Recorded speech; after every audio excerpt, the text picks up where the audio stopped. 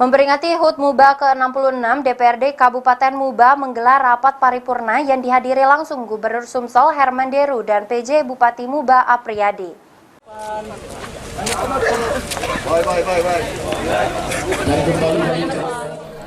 Memperingati HUT Musi Banyuasin yang ke-66, Dewan Perwakilan Rakyat Daerah Musi Banyuasin menggelar sidang paripurna dihadiri langsung Gubernur Sumatera Selatan Herman Deru dan PJ Bupati Musi Banyuasin Apriyadi.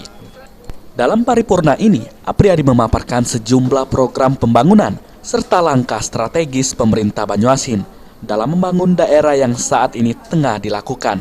Salah satunya, upaya pengentasan kemiskinan di bumi Serasan Sekate. Dari data yang ada, Kabupaten Musi Banyuasin mampu menurunkan angka kemiskinan dari 16,3% di 2020 menjadi 15,84% pada 2021 atau sekitar 0,29%. Apriyadi optimis ke depan Musi Banyuasin akan terus maju dan terus berkembang dengan sejumlah program yang dicanangkan oleh pemerintah kabupaten saat ini.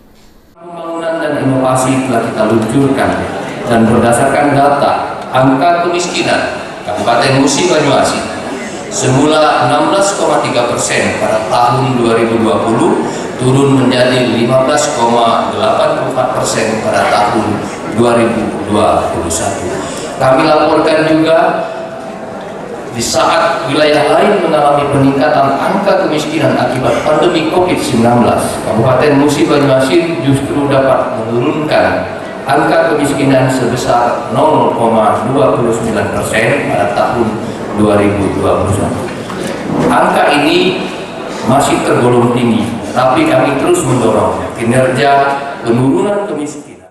Sementara itu, Gubernur Sumatera Selatan Herman Deru mengucapkan selamat atas peringatan HUT Kabupaten Musi Banyuasin yang ke-66. Kabupaten Musi Banyuasin sendiri, menurut Herman Deru, merupakan salah satu kabupaten yang sangat dikenal baik di wilayah Sumatera Selatan maupun nasional karena kekayaan sumber daya alamnya.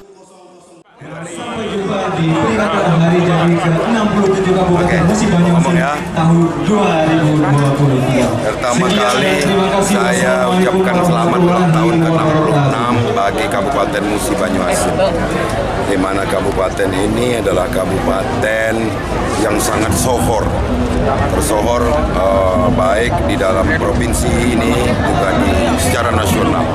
Nah, tapi kabupaten ini juga diberikan sumber daya alam yang luar biasa, sehingga APBD-nya menjadi APBD kabupaten yang terbesar di provinsi ini. Nah, untuk itu tentu ada